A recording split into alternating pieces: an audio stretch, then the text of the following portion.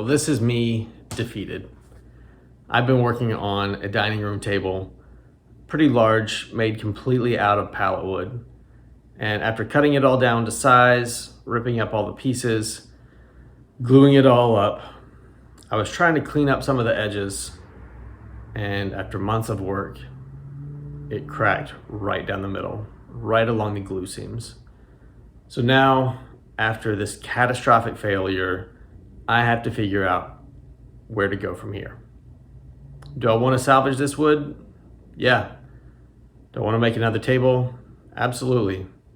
But how do I do it? Everything's irregular and broken up. So what is this video about? Part of it's about my failure, but part of it is about woodworking and how to move forward. So with woodworking, or any other craft for that matter, mistakes happen. How do you move on past those failures? Now, sometimes you can hide them. Sometimes you can make them happy little accidents. And sometimes it's like this, and you have to reroute.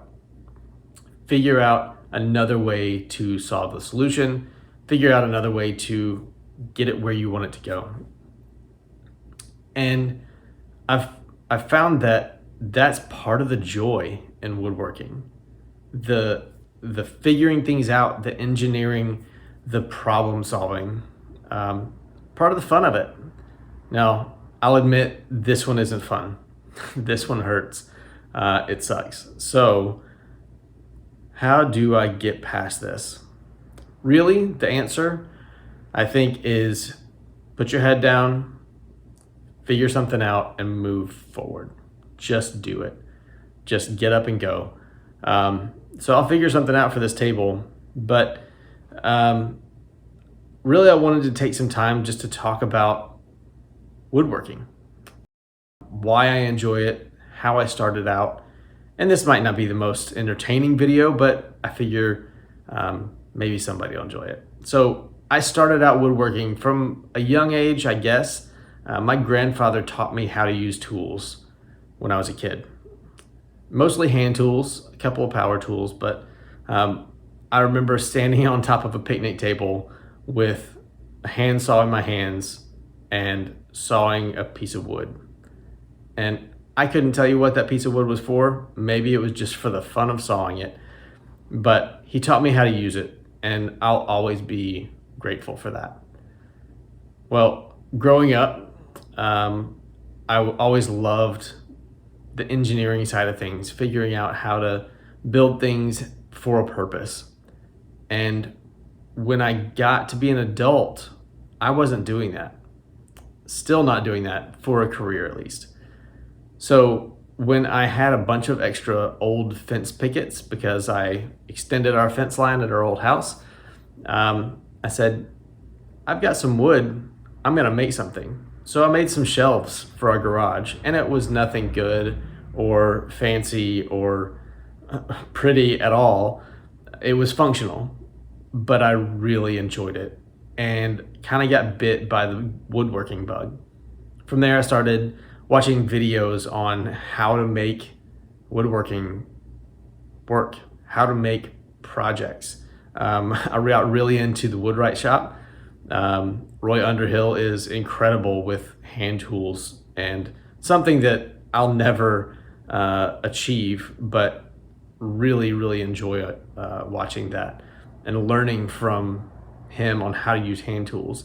But hand tools could only take me so far. I'm not gonna get so far deep into it that hand tools is all I do, but it's something that connects you to the wood that is just incredible. But I started using power tools. I got gifted a couple for Christmas, and everything kind of grew from there. And YouTube has been a fantastic tool for me in learning how to do things, learning what to build. It's been amazing. So now I am at a point where I have to build things with my old tools that are really for beginners, and my skills have been upgraded. So I need to upgrade my tools. The problem is, to build quality products that I can sell, I have to have good tools. And I'm a very frugal person. I don't like to buy wood.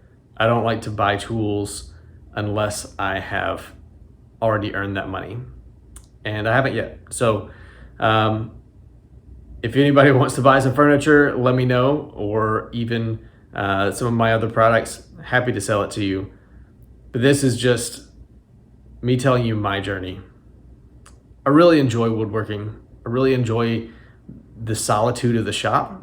I enjoy the sights and the smells and the sounds of my little garage shop. I love hearing the table saw turn on, although I wish it was a little bit quieter. I love feeling the hand plane as I'm taking a shaving off a piece of wood. There's something therapeutic about it.